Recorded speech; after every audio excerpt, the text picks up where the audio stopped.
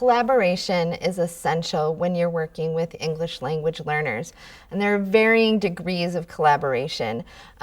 At times in this building and in other buildings I've worked in, I have been working every day with a mainstream classroom teacher in a science room or in a history room, and we have a common planning time and we plan our lessons together. There's a mixture of mainstream students and English language learners in the classroom, and we are working every day to ensure that the ELL students get the content knowledge and the language knowledge, and helping ensure that all students are successful.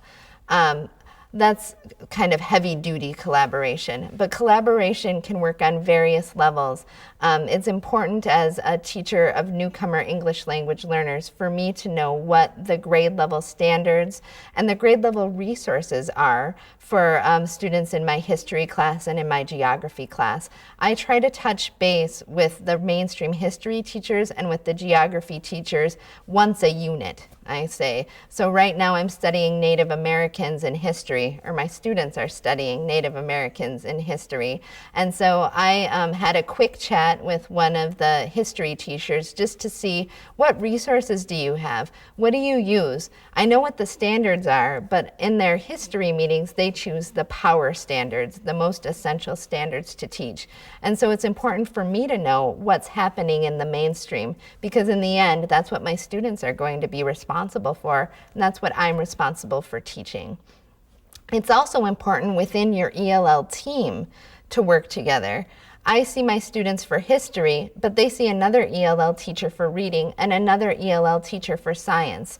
If we can coordinate our efforts to maybe have common assessments or common routines or rituals or homework policies, that helps make it smoother for students all across the board. For example, in our ELL team, we all have the same rubric for paragraphs and for essays.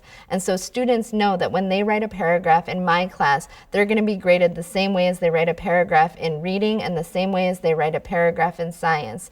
They have those common assessments help students really clearly know their expectations. And then they also make it easier for us as a team to look at student work and to see what students are struggling, how can we help them. And it helps us as teachers be more successful with our students. We can chat about, as ELL teachers, we meet once a week at lunch.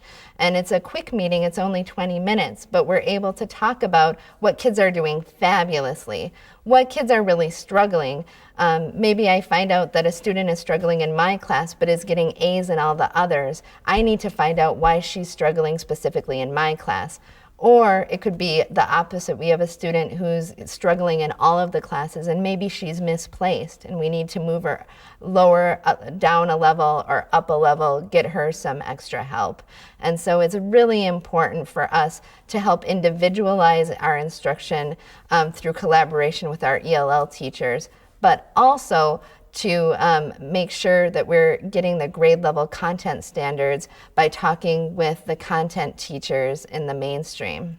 Collaboration is another way to give an ELL teacher access to content and materials and resources that are already created.